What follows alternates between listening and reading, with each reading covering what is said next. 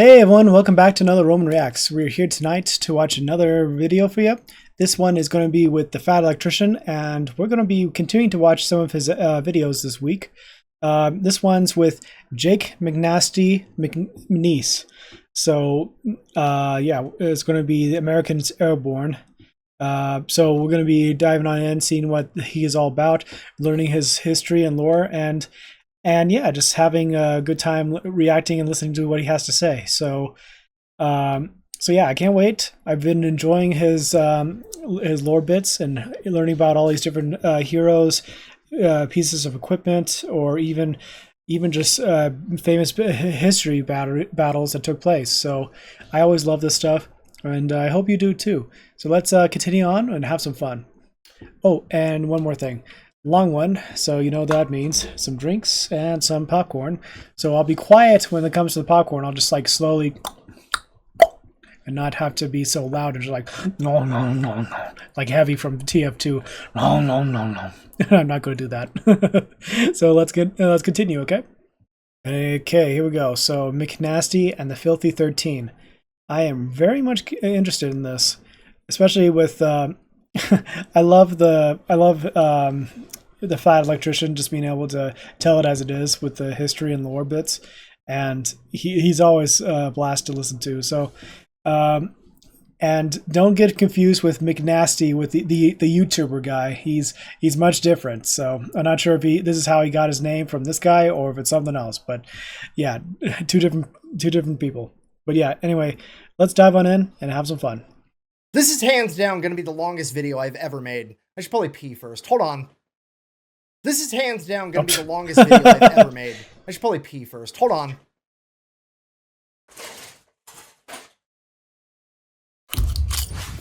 Today we're talking about America's Airborne anti-hero. Ladies and gentlemen, James Elbert McNiece, a.k.a.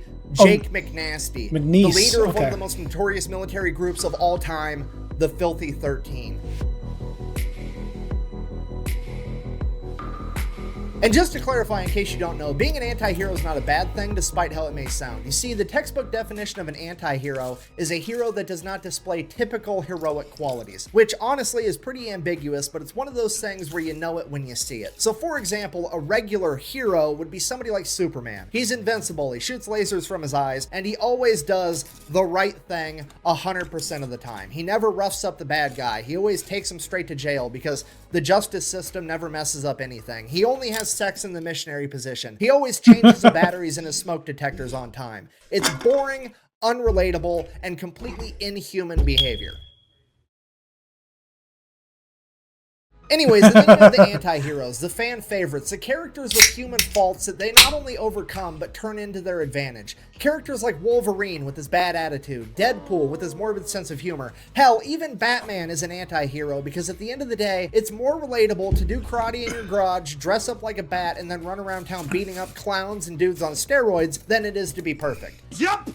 So I guess what it means to be an anti-hero is that you always do the right thing, but you don't always do it the right way. And if you were to ask me for a real life example of an anti-hero, I can't give you a better one than Jake McNiece. All right, here's the deal. Jake was born in Oklahoma in 1919. He grew up during the Great Depression as one of 10 siblings. This guy had to learn how to hunt, fish, and trap just to help put food on his family's table so they could survive. He had his first full-time job when he was 10 years old and continued to work full-time all the way through high school. After graduating, he became a full-time firefighter. Shortly after that, the attack on Pearl Harbor happened. America entered World War II. Jake, however, was exempt from the draft because he was a firefighter, but that's not what Jake wanted. Jake wanted to volunteer, and he didn't just want to volunteer for anything. Jake wanted to be a paratrooper and a demolition man. Jake wanted to jump out of a perfectly good plane behind enemy lines with a couple of buddies, be completely surrounded, and have nothing more than a gun and some explosives and just go out there and deprive the enemy of nice things. Got a bridge? Guess what? Now you don't. Nice power lines. It'd be a shame if somebody blew those up. That's what Jake wanted to do, and that's what he was gonna do. So at the age of 22, Jake set off for training. Upon arriving at training, Jake pretty much immediately establishes himself at being incredible at any task the Army can throw at him, but also a humongous pain in the ass to his entire chain of command. During his very first week in the Army, Jake got in a fist fight with the staff sergeant in charge of the chow hall because the staff sergeant wouldn't give him butter with his bread. At which point, the entire chain of command is like, on one hand, we have to get rid of this guy. He's a loose cannon. You absolutely cannot be attacking staff sergeants as a private. He's got to go. But on the other hand, this is exactly the type of behavior we're looking for somebody that we want to drop behind enemy lines and expect to fuck up everything. So they just kind of let it slide. Fast forward a couple of weeks, Jake is doing a demolition course and he ends up setting the course record. He is the fastest person to ever complete this course. At which point his leadership walks up and is like, "Hey, soldier, congratulations, you broke the record." Jake looks the guy in the eye and goes, "Yeah, if you think that's impressive, you should see what I can do when I have some butter once in a while." And that pretty much sets the tone for the rest of Jake's training. He absolutely crushes any task they give him, but also, Jake does not give a single fuck about the dog and pony show that is the US military. He's not going to call an officer sir or ma'am. He's going to call them by their nickname. He's not going to salute them unless they salute him first. He's not going to stand outside and salute the flag during retreat, and he absolutely is not going to show up to formation on time, and he's definitely not going to be sober all the time, because that's just how Jake is. And because of this, Jake would be the only new recruit to not get promoted to PFC, which is a way bigger deal than it sounds like, because at this point in time, in the 101st Airborne and the 82nd Airborne, every single new recruit after 31 days of training got promoted to private first class. The reasoning behind that was they wanted to give these guys a promotion so they could make more money and ideally send that money back home to their families because, well, they've got a very dangerous job coming up and nobody knows what's going to happen. So absolutely everybody is getting promoted to PFC after 31 days, except for Jake. But here's the thing, Jake didn't really care. Jake wasn't there for the money. He was there for one thing and one thing only. We're going to be doing one thing and one thing only: killing Nazis. So Jake is now the lowest ranking person in his entire company, and leadership was hoping that Jake would take this as a sign that he should start cooperating and get it together. That doesn't really happen though, and leadership now has no idea what to do with Jake, because on one hand, he's way too valuable to lose, but on the other hand, they don't want him mingling with all the other soldiers, rubbing off on them in a bad way. So they take Jake, they stick him in his very own platoon, all by himself, and make him his own acting platoon sergeant. And then as time passes, whenever they get another soldier just like Jake, they would send him over to join Jake's platoon, and he would eventually get 4 members in his platoon, counting him for a total of 5, and they would become known as the Dirty Five. And from there, things would obviously get really out of hand. Fast forward, Jake and his men finish the first phase of their training, and they are given a pass to go out on the town one last time before they have to go to Fort Benning for Airborne school. So Jake and his men, his men that all outrank him because he's still technically a private, but he's also somehow their platoon sergeant, they all go out, they go to the bar, they get drunk. They end up running into some MPs.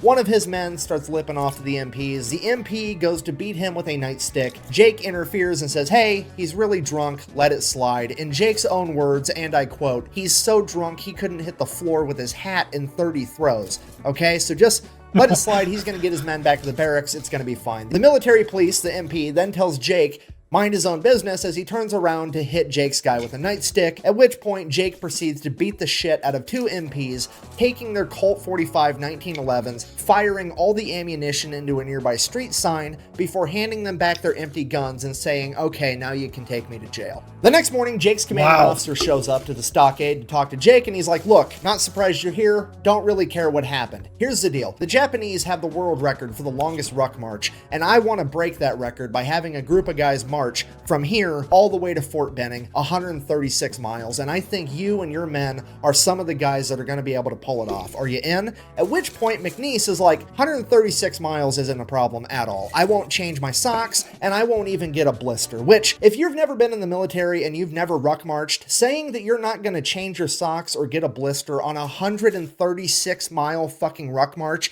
is an unprecedented amount of shit talking. It's like a NASCAR driver saying that he's going to win the Daytona 500 without having his tires changed a single time. It's like going out drinking, ending up at Taco Bell at 2 in the morning, eating a bunch of steak quesadillas, waking up the next day, taking a shit, and not wiping, okay? It's not possible. So then the commanding officer is like, "Great, cool, I'll see you at the ruck march. We're going to go ahead and leave you in the stockade for the next 10 days. Until then, though," Jake's like, "Cool, no problem, I'll hang out." 10 days later shows up. Jake is in a prison uniform with a giant P on the front, and 3 MPs show up with 12-gauge shotguns loaded, and they escort Jake to the starting line of this fucking ruck march like he's Hannibal Lecter. There, he changes into a normal uniform and takes off on a 136-mile ruck march to Fort Benning so he can go to Airborne school. And sure enough, true to his word, Jake is one of only 75 men to finish this ruck march, and he did not change his socks, and he did not get a single blister, which I cannot stress to you enough is a superhuman feat. So Jake and his men go on to do airborne training, absolutely no problem, nothing really of note happens here, except for the fact that Jake is still a private and has still not been promoted in any way. After completing airborne training, Jake and his men are going to go to Camp McCall, North Carolina, where they are to receive expert saboteur training. They'll be receiving extra training in demolitions. They'll be receiving training in how to drive tanks, how to drive bulldozers, how to drive excavators, how to drive trains, pretty much anything and everything they could teach these guys to be able to wreak havoc on enemy infrastructure is what they're learning in Camp McCall, North Carolina. Jake and his men continue to do what they do. They wreck every task that they're given. It goes perfect. Jake and his men are now about to go to England, at which point they are given one last pass to go out on the town one last time before they ship off. So Jake and his men go out drinking. Somehow or another, they end up at this little tiny diner neighboring a train yard, at which point one of the trains pulls up, stops, walks across all the other tracks, and the conductors go in and they start eating at this diner. Jake is super drunk and he's like, I don't want to walk back to the base. I'm stealing that train. And that's exactly what he does because the army just taught him how to drive trains. So Jake proceeds to steal a train and drive it all the way back to just outside of Camp McCall, where he abandons the train, goes in, and goes to bed. But everybody knows Jake did it. Nobody's turning him in. So Jake gets away with it again. And now Jake and his men are off to England. So Jake and his men arrive in England. At this point, Jake has 13 men in his platoon, including himself, and they all come to the same exact conclusion.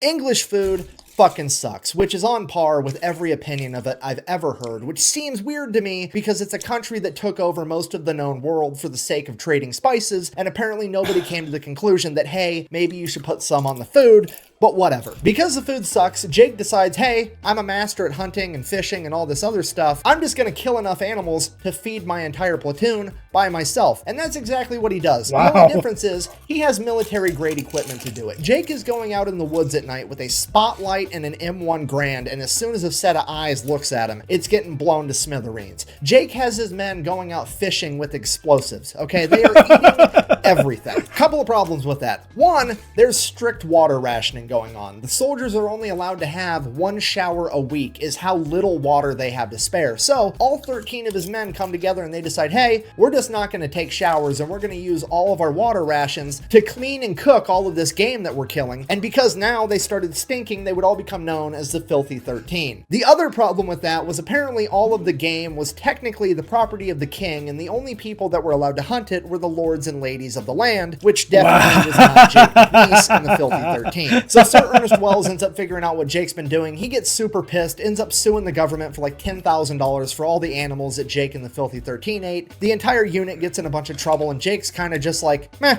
I mean, what are you gonna do? I was hungry, so I ate some food. What do you want from me? If I'm in trouble, go ahead and punish me. What are you gonna do? Stick me in an airplane, make me jump out into enemy-held territory where a bunch of Germans are gonna try to kill me? Joke's on you, I'm into that shit. And the entire military is just kind of like, we literally have no way to punish him. So he gets away with it yet again. Fast forward June 5th, 1944. The day before D-Day, Jake and the Filthy 13 are given a separate and extremely dangerous mission of going out, capturing and occupying an enemy-held bridge that's supposed to be able to help Allied tanks penetrate further inland. After a day, they'll be reinforced from troops landing on Utah Beach. And if Jake can't capture and occupy the bridge, he is to blow it up so that the enemy can't use it for reinforcements. This mission is deemed extremely dangerous and borderline impossible, but leadership figures if anybody can pull it off, it's going to be Jake and the Filthy 13, because let's face it, the entire command structure at this point in time is basically looking at Jake's platoon like a fragmentation grenade of fuckery and bad attitude that they finally get to yeet at the enemy. So after receiving their mission, Jake and his men go out to start boarding the C-47s to take off at midnight to jump into Normandy, at which point Jake decides that he's going to whip out his straight razor and shave himself a mohawk. He tells everybody that he's part Choctaw Native American and he wants to honor that heritage. However, in reality, while he was part Choctaw, he had heard that Germany had a lice epidemic and wanted to go there with as little hair as possible. Regardless, his men followed suit and all shaved mohawks. They then began donning black face paint, at which point Jake is like,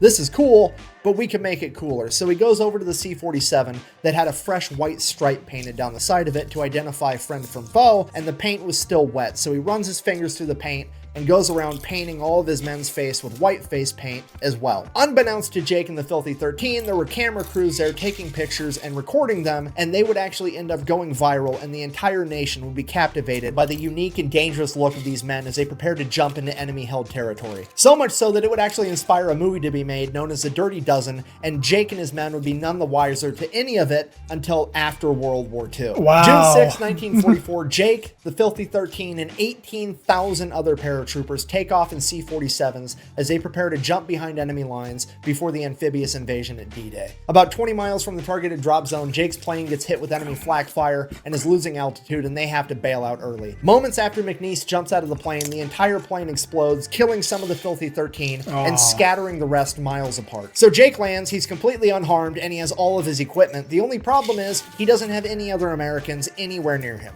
So he just kind of takes off. He gets in a couple of long-range firefights with the Germans, takes a couple of them out in close quarters combat, and he's just going around trying to find any other paratroopers to group up with. And it's going on for hours and hours, and he can't find anybody. And he's starting to think maybe the whole thing was a catastrophe. Maybe it got called off. Maybe I'm the only guy out here right now. What am I gonna do? And he finally comes across one other American paratrooper, and it's a machine gunner that lost track of his machine gun during the jump. And this guy is running around Normandy with nothing but a belt of machine gun ammunition and no gun. And Jake is like, Jesus, okay, well, you're with me now, I guess. Here's my grenades. You take those. I'm gonna keep my M1 Grand. Follow me. So now Jake and Grenade Guy set off to find more paratroopers. So they keep looking, they find some more. They find a squad of mortar guys. They find some guys over here, some guys over here. Slowly, Jake amasses an entire platoon of about 35 paratroopers, and they're all gonna help Jake in his mission to take out this bridge. So Jake and his new companions start making their way to go blow up this bridge, at which point they would eventually come up on an entire American unit being led by this colonel, and the colonel is like, hey, you're working for me now. I don't care about that bridge. I need you to go pull security over on this part over here. McNiece tried arguing with the colonel,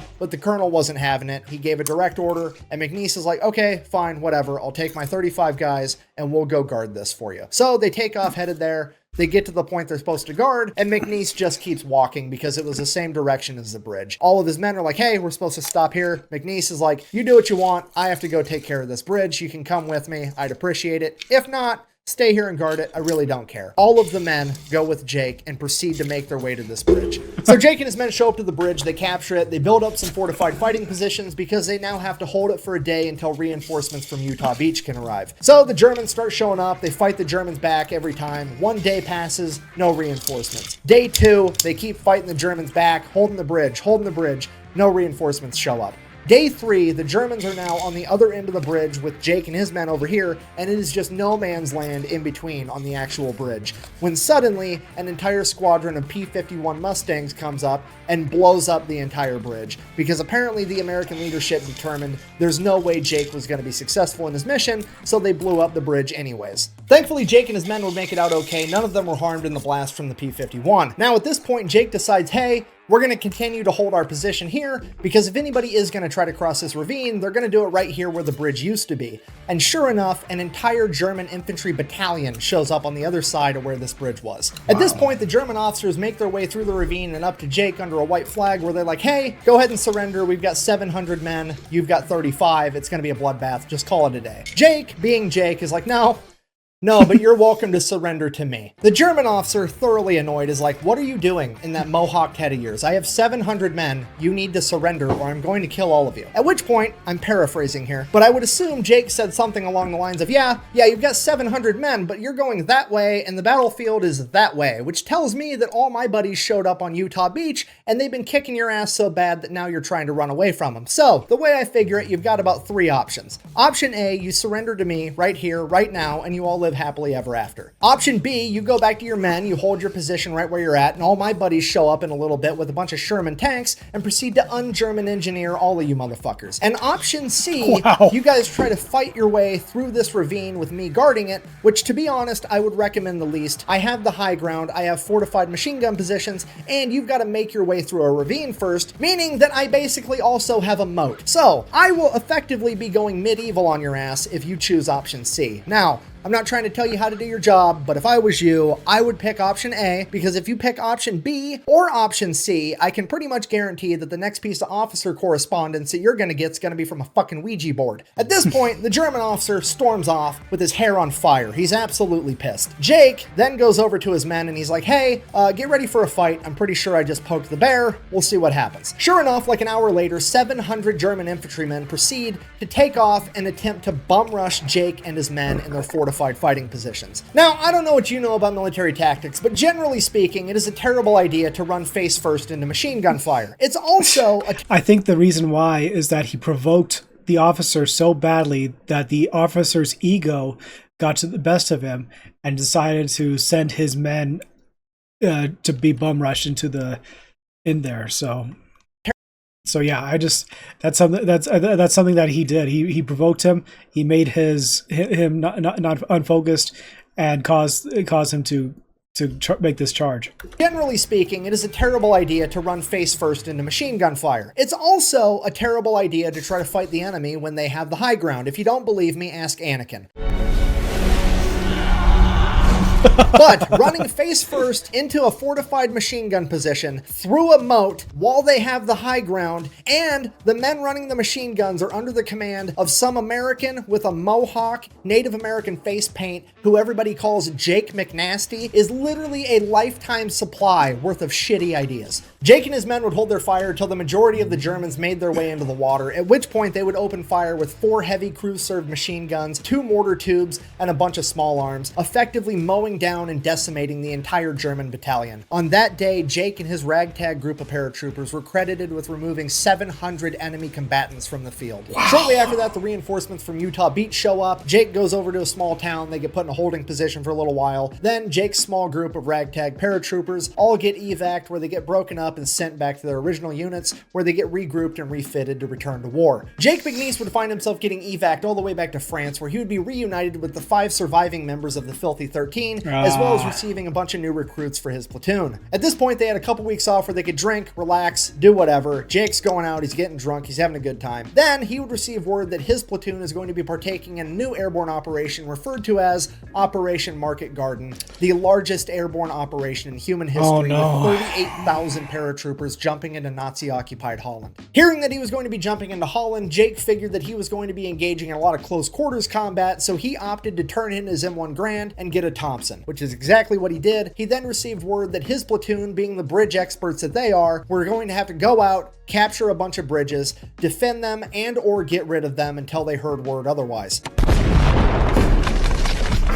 Hey, look, I made a bridge. It only took me like, what, 10 seconds. And pretty much everything goes according to plan there. They jump in, they get to the bridge, they take the bridge over, they hold it for a couple of weeks. Then they receive word that they are to go help another unit take over this town known as Eindhoven. So Jake and his men make their way over to Eindhoven, and they begin helping to clear out this town room by room, building by building, close quarters combat, them versus the Germans. In his book, Jake described this close quarter combat as very different from what you see today. It wasn't 4 troops stacked up outside a door, kicking it in, and all running in together. It was one guy, one room. An American would kick open the door, throw in a frag grenade. As soon as the frag grenade blew up, the American would then crawl in on his hands and knees with a Thompson submachine gun and shoot anybody that survived. The reason they crawled in on their hands and knees is because, according to Jake, the grenade would kick up so much dust and soot and debris in these old buildings that you couldn't see standing at normal level. So you had to drop down like you were in a fire trying to avoid carbon monoxide to be able to see what you were doing.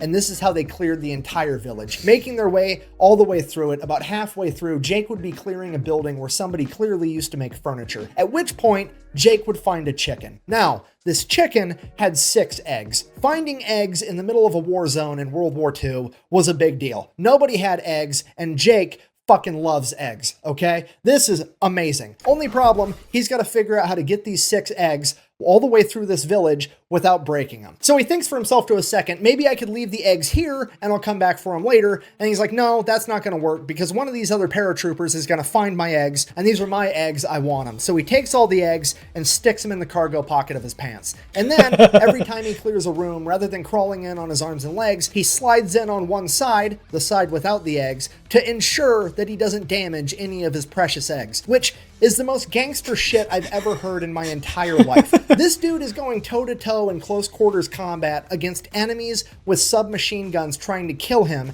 and his primary concern is not fucking up breakfast. This is like a stupid video game achievement for when you want to play it on extra hardcore mode. It's almost like this man knows that he has plot armor. It's absolutely incredible. So he continues to go on, clears out the entire village, doesn't break a single egg. It's absolutely incredible. They get to the other side of the village. They're like, sweet, we cleared out all the Germans. And then across the field, out of the wood line, pulls an entire German mechanized unit with 10 tanks. At this point, Jake is like, I just want to eat my fucking eggs. This sucks. So Jake and the Filthy 13 go to work. Being the demolition men, it's their job to go around to the tanks and disable their tracks so they can no longer move, and then the infantry's going to come in with their flamethrowers and cook the enemy out. And that's exactly what happens. Everything goes according to plan. They take out all 10 tanks. Not really that big of a deal. Jake reaches into his pocket. Tragedy strikes. He's broken a single egg. It only took 10 German tanks to make this guy fumble enough to break a single egg, and he got to enjoy 5 eggs for dinner that night. Jake and his men would then adopt a holding position where they would chill out for a little bit, hold their position until they got evac'd again for yet another huge mission where Jake and his men would find themselves back in France for a second time. So Jake and his men find themselves at an army base right outside of Reims, France. Obviously, Jake and his men want to go drink in town, have a good time, see if they can find some women, you know, what have you. The only problem is, apparently the 82nd Airborne was there last month, and the 82nd Airborne caused such an issue in town that the military had to bring in a special group of MPs to get the 82nd Airborne under control, and now all paratroopers have been effectively banned from town. I mean, to be fair, that's pretty on brand for the 82nd Airborne.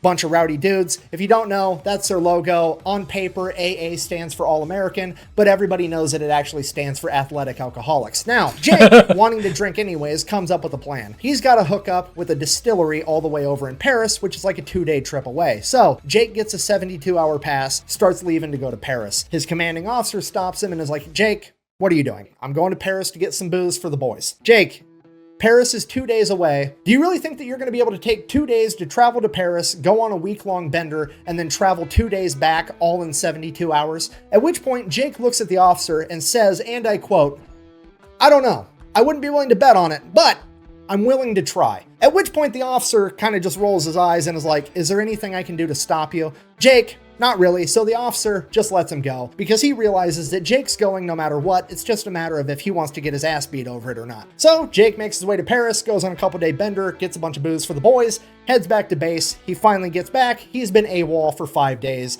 They immediately throw him in the stockade for abandoning his post, at which point his command comes up to him and is like, Jake, we've been talking. We really want you to volunteer for Pathfinder School. At which point, Jake kind of has a little bit of a panic attack and he's like, they're trying to kill me. Like, they're actively trying to kill me. You see, if you don't know what a Pathfinder is, they're basically paratroopers, but they go out hours or a day before the big, huge paratrooper operation, and they jump beforehand, and then they figure out the best spots to drop all the other paratroopers and radio it back to base so they know where to put everybody. This job during World War II was incredibly dangerous. On a given airborne operation, it required 2 Pathfinders and 1 set of radio equipment to get the mission done. And on every mission, they would drop 10 Pathfinders and 2 sets of equipment because they knew that on average, 8 of them were going to die and 1 set of equipment was going to be damaged or lost. They had a 80% fatality rate on any one mission at any point in World War II. And that is why Jake thought for sure they're trying to get me killed. The only silver lining here is they can't make him do it, because Pathfinder is so dangerous that it was strictly a voluntary basis only. But Jake wasn't one to act too quick, so he said he'd think about it. And he goes and he thinks about it, and he's thinking about the war, and he starts to think to himself, you know, Pathfinder school is all the way over in England. By the time they send me there, I start school, I finish school, there's a good chance this war might be over altogether, and I'm not gonna have to make another combat jump.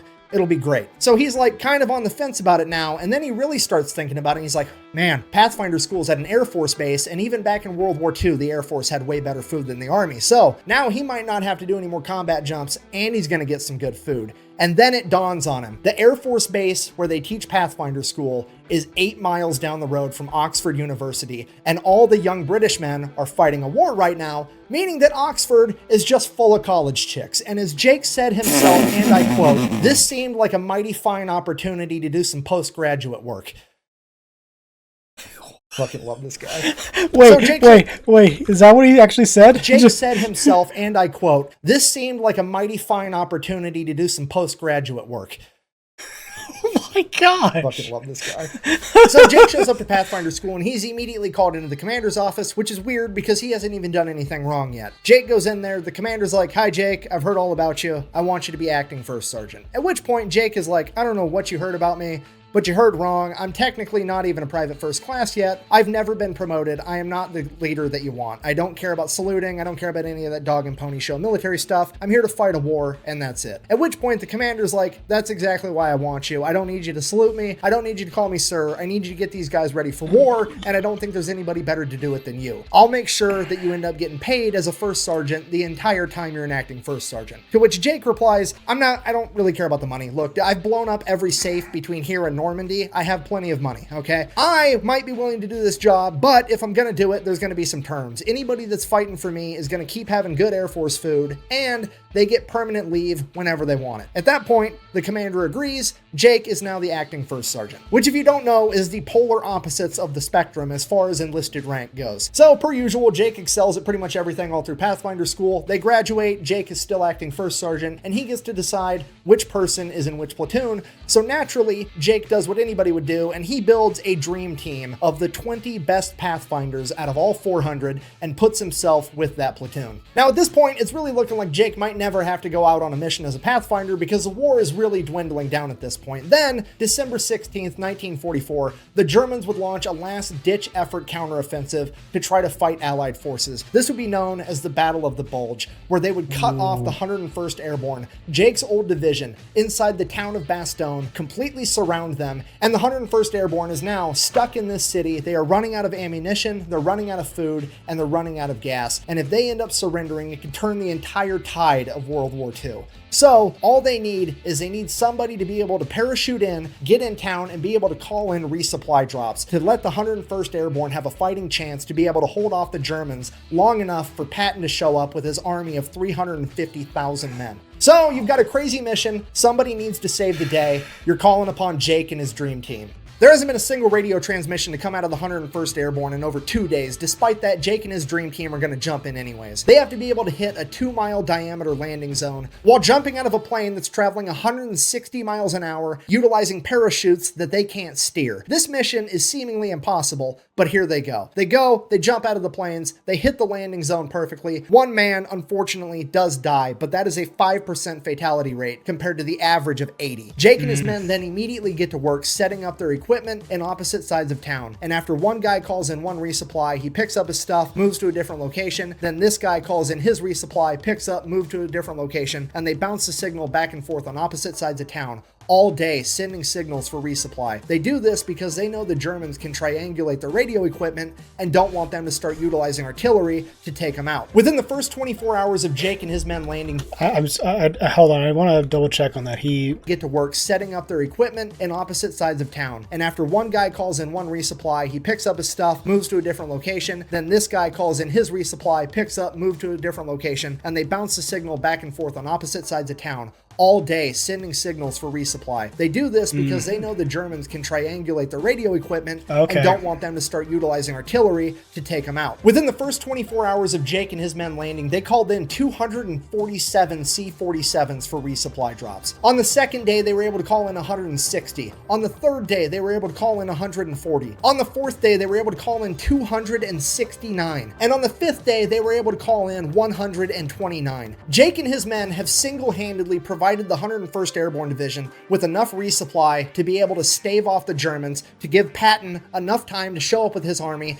and penetrate through the German flank, effectively ending World War II in the European theater and potentially saving the entire war as a whole. So Jake has effectively saved the day. It is now time to get out of there, get retooled, refitted, and probably never make another combat jump again because for sure the war is over this time, right? Wrong. Apparently Patton gets in some trouble, needs some hotshot Pathfinders to jump into Prim, Germany, and call in resupply for him. So they're going to Jake and his crew yet again. Jake jumps in, saves the day for a fourth time, becoming one of the only men in history to conduct 4 combat jumps during World War II. At that point, the war is basically over, and they adopt a holding position where they pretty much just party in Germany for the rest of the time. Now, as fate would have it, Jake and his men and some of the rest of the 101st Airborne would end up taking refuge in the abandoned castle of Hermann Göring, like one of the biggest Nazi leaders during World War II. And oddly enough, a bunch of the spoils from all the countries that Germany has invaded all found their way to his castle. Fancy booze, fancy wine, and apparently he was a racehorse fan because every famous racehorse from every country that Germany invaded had made its way back to his castle. So Jake, the Filthy 13, a bunch of other 101st guys are sitting there getting drunk on fancy wine, fancy whiskey, and there's like $100 million worth of racehorse sitting in the barn, at which point they're like, let's throw on a rodeo for all the townspeople, right? Right, and that's exactly what they do. So you've got a bunch of drunk paratroopers riding around all these fancy racehorses. It's a great time. And then my personal favorite part of this entire story, while out at the rodeo, Jake would meet an attractive young lady by the name of Amelia. And Jake and Amelia would immediately hit it off and start doing some postgraduate work. I mean, dating. But don't worry, it gets better. As it would turn out, Amelia's father is the leader of the local chapter of Hitler's Youth, which is just the absolute cherry on top to this entire story. How's the saying go? Screw you and the horse you rode in on. Jake's like, nah, I'm gonna raid your liquor cabinet, steal your horse, ride in on it, and then bang your daughter. This is the best possible ending to this man's epic saga in World War II that anybody could even come up with, and it happened in real life. Just to recap, Jake jumps into D-Day, wrecks house. Then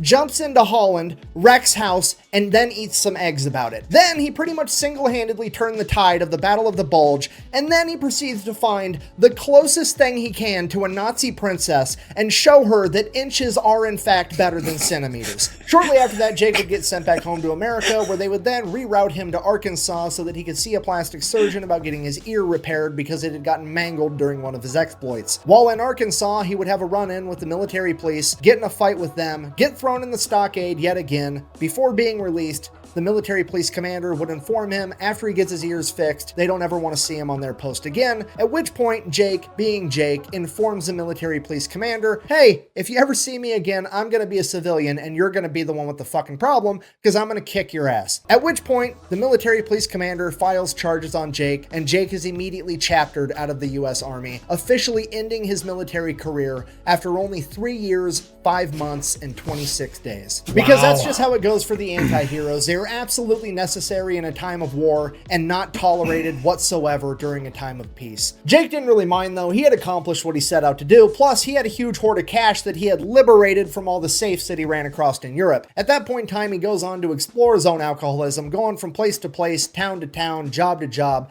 just kind of doing his own thing. He ends up getting in a ton of bar fights, not because Jake instigates them, but because every local tough guy hears Jake's a paratrooper, and they want to prove how tough they are, but ultimately the only thing they proved is that they could fall down. Then, after a number of years, Jake would have a near miss with a drunk driving accident where he would almost drive his car into a concrete wall, in his own words, only missing it by a coat of paint. Because of that, Jake would decide that he needs to change his own ways. He would defeat his alcoholism, he would find God, he would start going to church every Sunday, he would find a wife, he would have some kids, and he would live happily ever after working at the post office in his hometown of Ponca City, Oklahoma, selling stamps and slinging packages, and nobody was none the wiser that their friendly neighborhood mailman was one of, if not the greatest anti-hero of all time. So in conclusion, it's hard to put into words what an anti-hero is, but you know it when you see it. However, the best definition I have ever heard comes from Jake McNasty McNiece himself. When asked in an interview later in life how he managed to survive all of his crazy exploits, he said, and I quote, "I think I made it because God didn't have anywhere to put me." At that point in time, he was so busy, he was only putting people in one of two places, heaven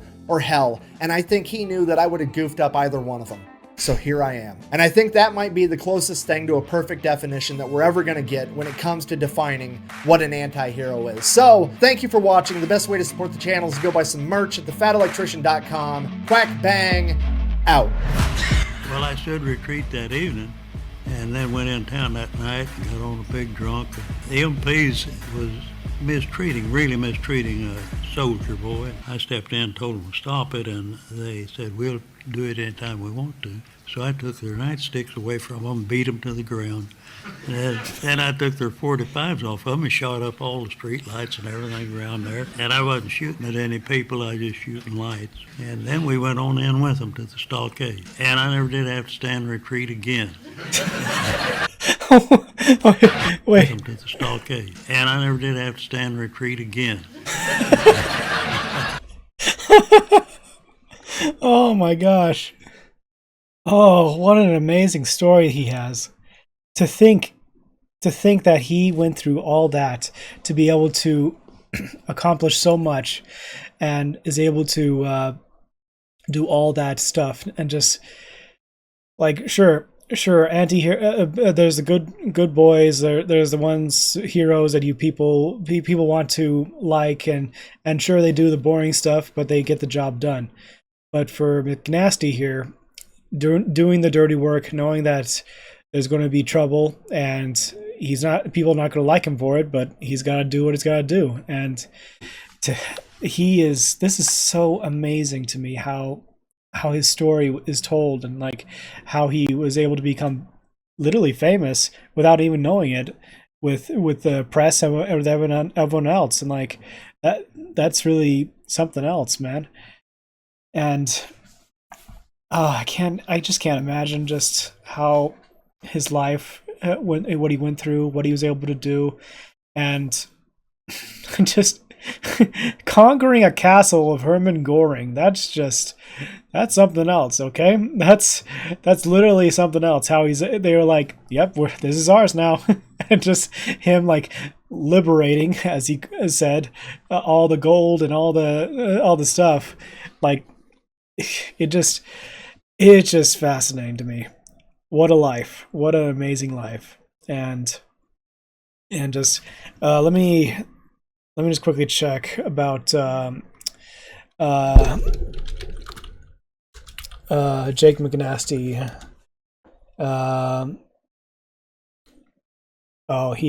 I see. So he passed away back in 2013, but still, what a life! What an amazing life that he had. Just doing all that, being able to become like he didn't care about rank, he didn't care about glory, or didn't care about the upper ranks.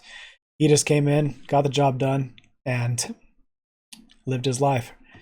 So yeah, thank you again to the Fat Electrician for doing this. You did really well with this. I super enjoyed this history lesson, learning about all that he. I got a bit of a burp in my gut from the drink, so I'm gotta wait on that. But anyway, props to you, Fat Electrician, for doing this. I'll post a thing for him over here for you guys to check out. I'll leave the original video in the description for you guys to check out as well. Check out something random over here, including that subscribe button. We'd love to grow more, and I hope to catch you all in the next one. Okay, so thanks again for watching with me. I hope you enjoyed. And as always, Romans, salute. If you like Romans content and wish to see more, like and subscribe to continue to support the channel.